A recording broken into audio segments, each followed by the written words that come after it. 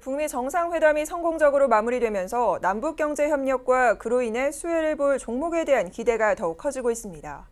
미국이 북한의 체제 부장을 약속하면서 남북경협의 가장 큰 장애물인 경제제재가 풀릴 가능성이 커졌기 때문인데요.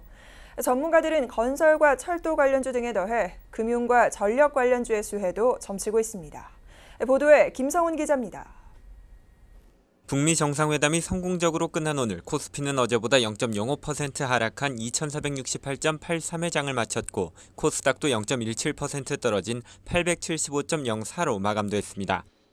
정상회담에 대한 기대가 선반영된 데다 정상회담 결과도 장중에 발표되지 않으면서 지수가 소폭 떨어진 것으로 보입니다. 현대건설, 두산중공업 등 일부 남북경협주도 차익 실현 세력으로 인해 하락했습니다. 하지만 남북경협주에 대한 기대는 더 커지고 있습니다.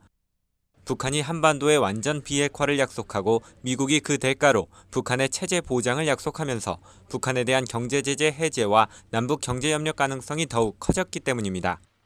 건설업종, 개성공단 관련 업체, 철도 관련주 등 기존의 테마주뿐만 아니라 다양한 수혜 예상 종목이 등장하고 있습니다. 우선 북한이 빠른 인프라 개선을 위해 우리나라 자본을 활용할 가능성이 높다는 예상이 나오면서 은행과 초대형 IB 등 금융주가 수혜를 받을 것으로 전망됩니다. 북한의 심각한 전력난 해소 작업과 남북러 전력망 연계 작업이 시작되면 발전소 관련 업종과 송배전 설비 업체 등이 수혜를 볼 것이라는 분석도 나옵니다.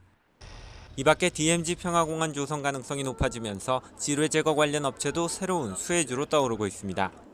전문가들은 그러나 남북경제협력과 관련된 사업을 영위하는 업체라 해서 맹목적으로 기대하거나 투자해서는 안 된다고 조언합니다. 북한이 인프라 개발 등을 해외 업체에까지 개방할 경우 글로벌 금융사와 중국, 러시아 업체들과의 경쟁이 만만치 않아 실제 수혜를 보는 종목은 제한될 수 있다는 지적도 나옵니다. 서울경제TV 김성훈입니다.